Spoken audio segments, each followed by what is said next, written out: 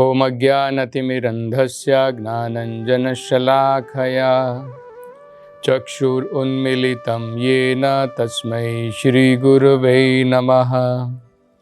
नमो ॐ विष्णुपादाय कृष्णप्रेष्ठाय भूतले श्रीमते भक्तिवेदान्तस्वामिन् इति नामिने। नमस्ते सरस्वते देवे गौरवाणी प्रचारिणे निर्विशेषा शून्यवादी पाश्चात्य देशतारिणे। जय श्री कृष्ण चैतन्य प्रभु नित्यानंद श्री अद्वैत गदाधर श्रीवासादि गौर भक्तवृंद। हरे कृष्णा कृष्ण कृष्णा हरे हरे, हरे राम राम राम हरे हरे। हरे कृष्णा। तो पिछली कथा में हम श्रवण कर रहे थे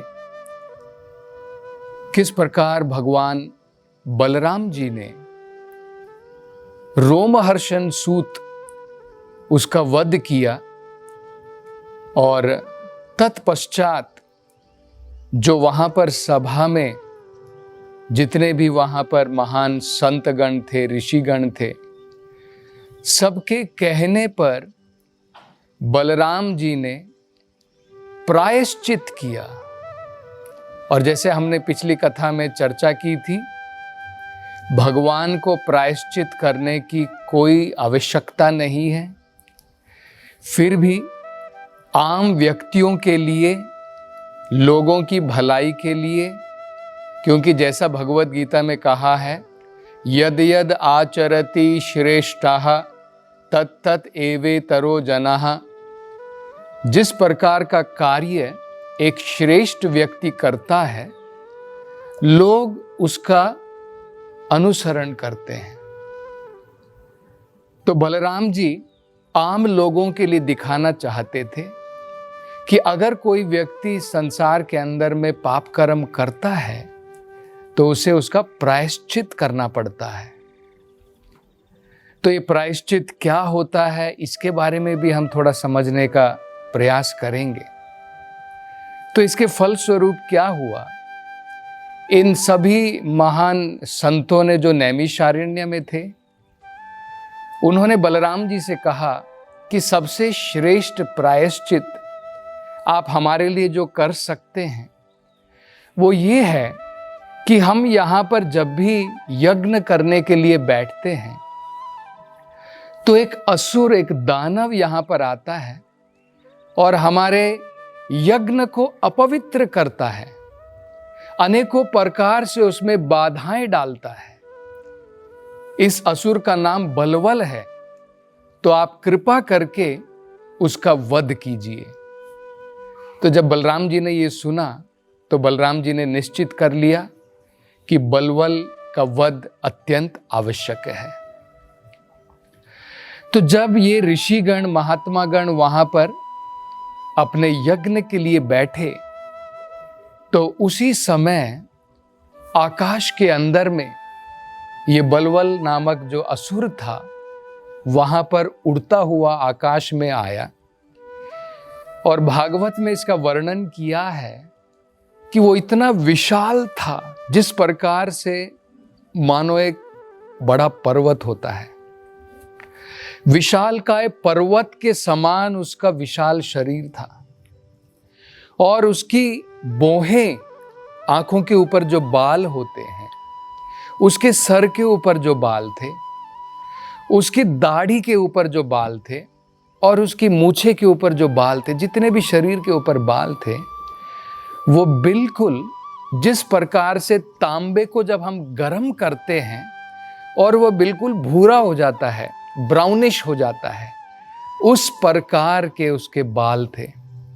और इसके कारण उसका सारा शरीर जो है अत्यंत भयानक प्रतीत होता था। तो आकाश में उड़ते हुए उसने क्या किया, पहले की भांति उसने वहां से जो है बड़े बड़े पत्थर फेंकने शुरू किए।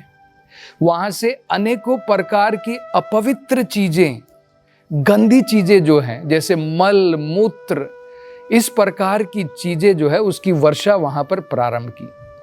सारी उस जगह पे, पवित्र जगह पर दुर्गंध फैल गई और वो सारा जो है जहां पर भगवान का यज्ञ किया जा रहा था वो इस प्रकार से दूषित होने लगा।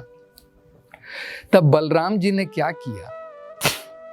बलराम जी ने अपने हल के द्वारा, बलराम जी जो है एक गदा लेकर के चलते हैं और एक उनका हल होता है, तो बलराम जी ने अपने हल के द्वारा क्या किया, जो आकाश में वो उड़ रहा था राक्षस, उसको अपने हल से खींच लिया और धरती के ऊपर पटक दिया। और धरती के ऊपर पटकने के पश्चात बलराम जी ने अपने गदा के प्रहार से उसके सर के ऊपर प्रहार किया।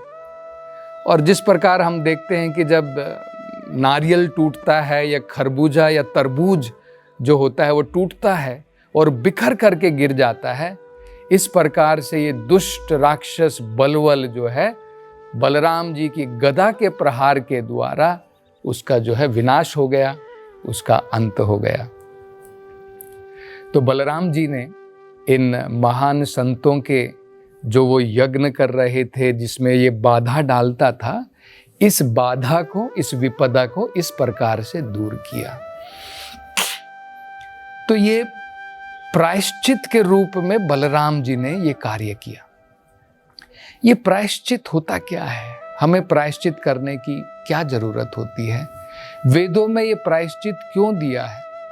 तो भगवान को तो ये करने की जरूरत नहीं थी, लेकिन आम लोगों को, ताकि लोग भगवान का आचरण करें। तो भगवान बलराम जी ने ये प्रायश्चित करके जो है दिखाया। ये प्रायश्चित क्या होता है?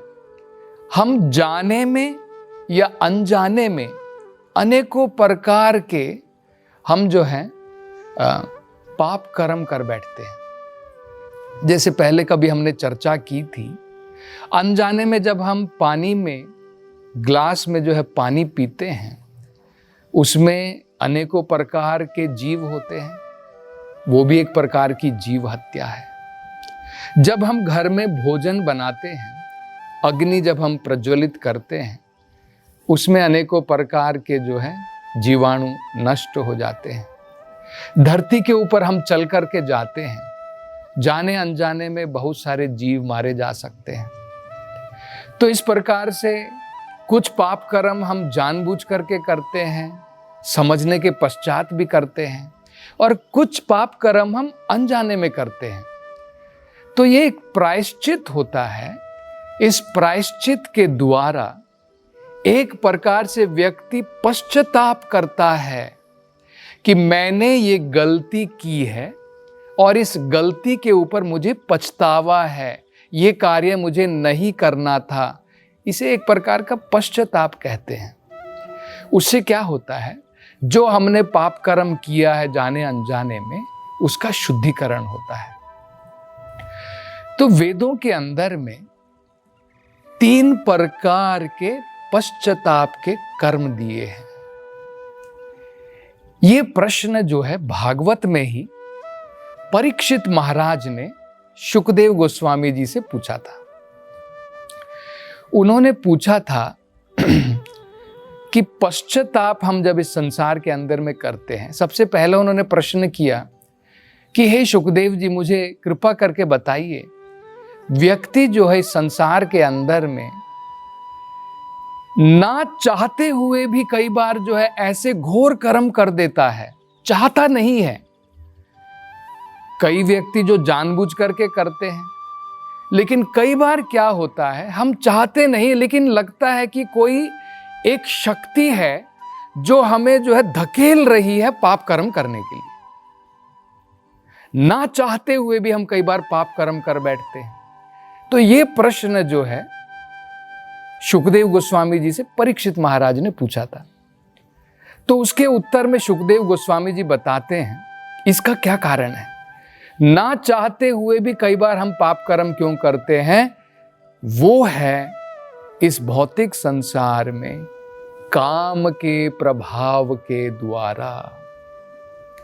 जब हमारे मन के अंदर में रजोगुण और तमोगुण के प्रभाव से जब काम वासनाएं जागृत होती हैं, उन काम वासनाओं को नियंत्रण में रखना मुश्किल हो जाता है। वो एक प्रकार से हमें धकेलती हैं, एक प्रकार से शक्ति लगाती हैं, जिसके द्वारा हम घोर कर्म करते हैं, पाप कर्म करते हैं। भगवान भी भगवत गीता में कहते हैं, काम एषा क्रोध एषा रजोगुणा समुद्भवा महाशनो महापापमा। ये सब जो है एक महान पाप कर्म कार्य जो है इनसे होता है, क्रोध के द्वारा, काम वासनाओं के द्वारा। हम कई बार देखते हैं ना, क्रोध में कई बार व्यक्ति अपने सगे संबंधी की भी हत्या कर देता है। काम वासनाओं से लिप्त होकर के व्यक्ति जो है अनेकों प्रकार के घोर कर्म करता है। हम न्यूज़पेपर में भी देख सकते हैं। तो इसका कारण ये होता है। अगला प्रश्न वो पूछते हैं कि सुखदेव जी मुझे कृपा करके बताइए, अगर व्यक्ति जो इस प्रकार से ना चाहते हुए भी इस प्रकार का कर्म कर देता है, अनजाने में कर देता है या फिर जानबूझ करके करता है, उसका प्रायश्चित क्या है, हमें क्या करना चाहिए, इसका निवारण क्या है, इसका हल क्या है, इसकी सॉल्यूशन क्या है? तो सुखदेव गोस्वामी उसके उत्तर में 3 बड़े सुंदर उत्तर देते हैं। वो पहले कहते हैं कि व्यक्ति को प्रायश्चित करना चाहिए, पश्चाताप करना चाहिए। आपने देखा होगा कुछ धर्म के अंदर में जो है इस प्रकार से होता है, लोग जो हैं मान लो सोमवार से लेकर के शनिवार तक जो है वो अनेकों प्रकार के पाप कर्म करते हैं, और वीकेंड में जब हफ्ता ख़त्म होने वाला होता है तो जाकर के जो है धार्मिक स्थान पर पहुंच जाकर वहाँ पर भगवान से प्रार्थना करते हैं कि हे भगवान, मैंने जो पाप कर्म किए हैं कृपा करके उन्हें माफ़ कर दो। तो ये एक प्रकार का प्रायश्चित होता है। वेदों के अंदर में अनेकों प्रकार से दिया गया है किस प्रकार से व्यक्ति को प्रायश्चित करना चाहिए। तो जब ये उत्तर परीक्षित महाराज ने सुना तो वो प्रसन्न नहीं हुए, वो संतुष्ट नहीं थे। उन्होंने कहा, सुखदेव जी, इस प्रायश्चित का क्या फायदा है? ये तो प्रायश्चित जो है इस प्रकार का होता है, वो कहते हैं कुंजर शौचवत। कुंजर का मतलब होता है हाथी, शौचवत का होता है स्नान। हाथी के स्नान के बराबर है। वो हाथी के स्नान से इसकी तुलना क्यों करते हैं? आपने देखा होगा हाथी जाकर के जो है बड़ा सुंदर स्नान करता है, उसके पास में शॉवर है, अपने सूंड के द्वारा वो क्या करता है, पानी लेता है और अपने शरीर के ऊपर जो है पानी की धार फेंकता है। तो एक प्रकार से बढ़िया स्नान करता है, नीट एंड क्लीन हो जाता है। लेकिन पानी से बाहर आने के पश्चात वो क्या करता है, वहां पर जो सैंड है, जो रेती है, जो जमीन के ऊपर जो धूल बिखरी हुई है, उस धूल को लेकर के धूल स्नान कर लेता है। मतलब क्या है, पहले पानी से शरीर को उसने जो है साफ कर लिया, लेकिन बाद में जाकर के दोबारा गंदा कर लिया। उसको कहते हैं कुंजर शौचवत, हाथी स्नान। तो कहते हैं ये प्रायश्चित तो हाथी स्नान के बराबर है।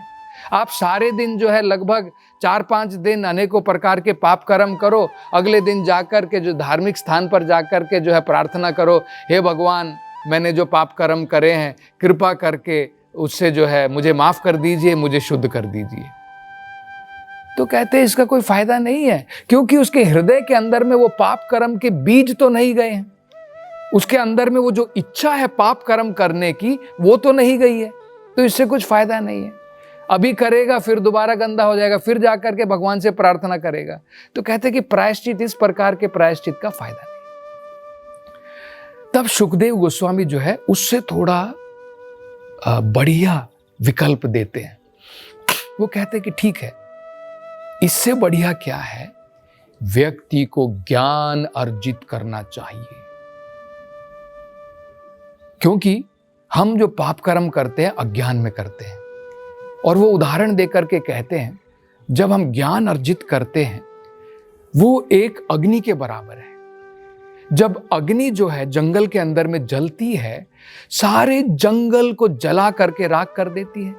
इसी प्रकार से ये हमारे जो है इस प्रकार की अग्नि हमारे पाप कर्म को जला करके राख कर देगी। लेकिन परीक्षित महाराज इससे भी पूर्ण रूप से संतुष्ट नहीं हुए। उन्होंने कहा, सुखदेव गोस्वामी जी, आपने ये जो उदाहरण दिया वो उत्तम है, लेकिन फिर भी अगर आप जंगल को जला करके राख कर दो अग्नि के द्वारा, फिर जब बारिश का सीजन जब दोबारा आएगा, वहां पर अच्छे से बारिश होगी, दोबारा पूरा जंगल खड़ा हो जाएगा।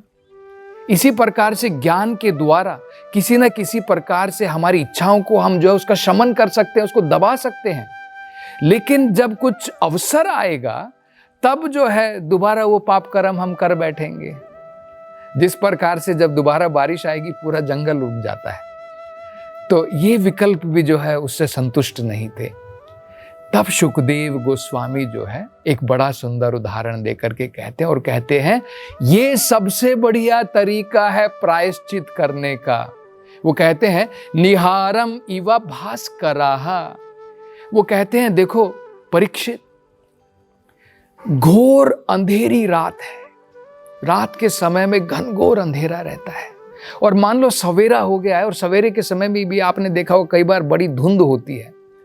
लेकिन जैसे ही सूर्य उदित होता है, उदित मात्र होने से दोपहर का सूर्य जो है बड़ा तेज होता है, उसमें बहुत गर्मी होती है। सवेरे का सूर्य इतना तेज नहीं होता है, लेकिन जैसे ही सवेरे का सूर्य भी उदित होता है, सारा अंधकार जो है दूर हो जाता है। तो कहते हैं भगवान की भक्ति इस प्रकार से है, उससे बढ़िया प्रायश्चित कुछ नहीं है। अगर हम भगवान की भक्ति में प्रयास करते हैं, उसकी शुरुआत मात्र के द्वारा हमारे जीवन से अंधकार चला जाता है। ये पाप करने की इच्छा जो है हमारे जीवन के अंदर से चली जाती है। तो ये जो है बड़ा सुंदर हमें समझना है, प्रायश्चित का मतलब क्या होता है और प्रायश्चित का सबसे बढ़िया तरीका कौन सा है। और आगे अब बलराम जी जो है अब क्या करेंगे, इसके बारे में हम चर्चा अगली कथा में करेंगे। हरे कृष्णा।